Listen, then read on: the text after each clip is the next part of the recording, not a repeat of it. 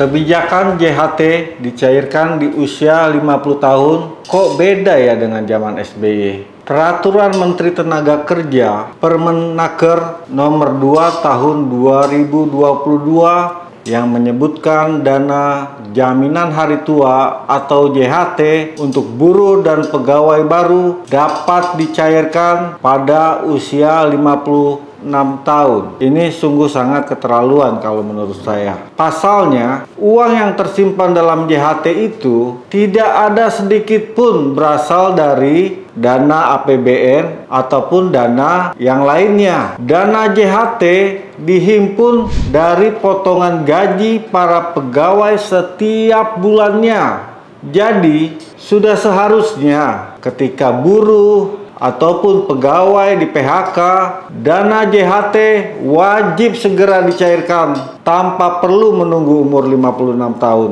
Hal ini tentu saja menjadi pertanyaan besar bagi masyarakat. Apa sih alasan pemerintah menahan-nahan uang yang menjadi hak rakyat? Ingat sekali lagi, dana JHT berasal dari masyarakat. Tidak ada sepeser pun uang negara yang ada dalam JHT. Sudah seharusnya pemerintah melihat realitas sosial bahwa banyak masyarakat yang tidak berdaya akibat pandemi COVID-19 yang berkepanjangan.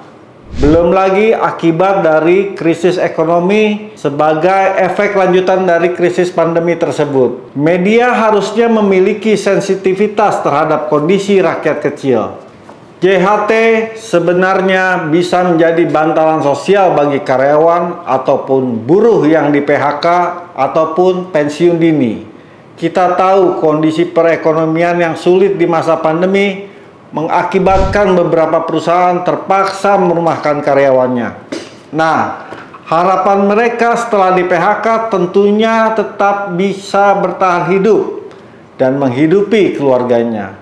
Namun, sangat disayangkan JHT yang mereka harapkan baru bisa dicairkan pada usia 56 tahun. Padahal banyak buruh yang di PHK berusia jauh di bawah 56.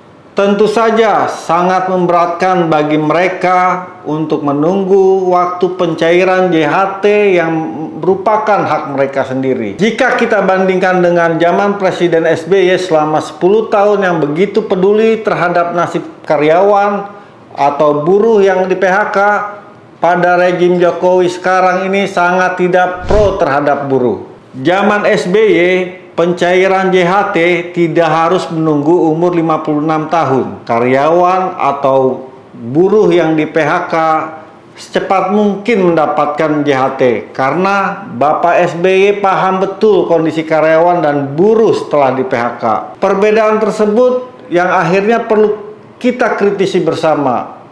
Pemerintah terkesan tidak pro rakyat kecil. Harapan saya dan juga seluruh buruh, karyawan, dan pegawai sama, yakni segera cairkan JHT saat di PHK ataupun pensiun. Kita semua tentu tidak ingin JHT menjadi singkatan jahat. Sekian dari saya, sampai ketemu lagi di episode berikutnya. Ricky Fight Back.